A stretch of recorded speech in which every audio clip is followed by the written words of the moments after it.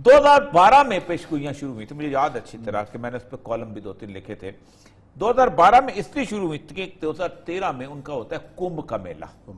कुंभ का मेला हर साल 12 साल के बाद होता है, हर साल नहीं होता, 12 साल के बाद होता है।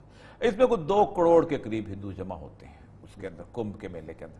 असल में कहा जाता है कि जहां जहां गंगा जो है शुमाल से नीचे उतरती है जनूब की तरफ, तो जैसे ही वो गंगा मुड़ के थोड़ा सा टर्न लेती है और वो एक तरफ उसके मशरक होता है सूरज निकलने वाला और दूसरी तरफ मगरब होता है, वो है पवित्र मकाम।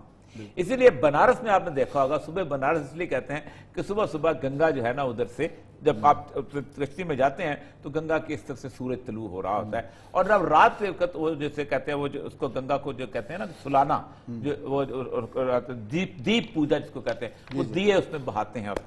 तो 12 उन्होंने कहा था, 13 को एक बहुत बड़ी जंग होगी और उस जंग में पाकिस्तान जो है हमला करेगा और फिर हमारे देवता उतरेंगे और 13 और 14 के अंदर अंदर वो खत्म हो जाए।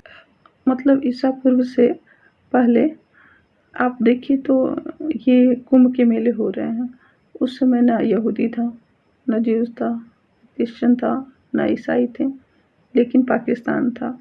क्योंकि इनके अनुसार पाकिस्तान पर हमला होने के लिए वो 13वां या 14वां जो कुंभ है मेला, उसमें भगवान उतरेंगे। भगवान जी इनको क्या हम बोलें कि आप देखिए कि जब आपके मजहब ही नहीं थे तो पाकिस्तान कहाँ से था। उस समय केवल अधर्मियों की बात है, जो गलत कर्म करेगा वो मारा जाएगा। लेकिन ये सही है या गलत अलग बात है, लेकिन अधर्म का नाश होना चाहिए गुरुजी।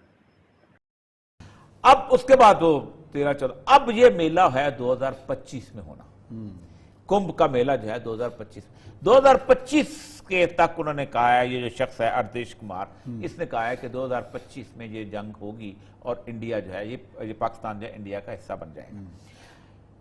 यहां एक तो उनका है। अब हमारे यहां क्या होता है, हम भी पेशगोई पे चलते हुए लेकिन वो पेशगोई के साथ साथ काम भी करते हैं। उनकी तो झूठी पेशगोई है ना, हमारी तो नहीं।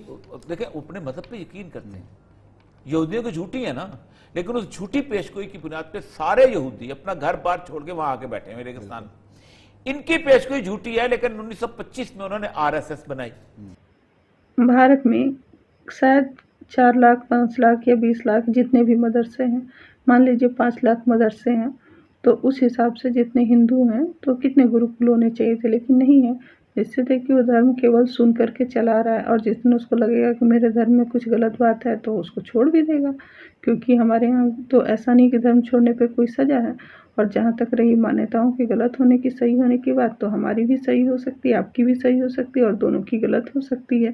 इस पर चर्चा होनी चाहिए, मिलकर एक तरफ से राय नहीं बनानी चाहिए।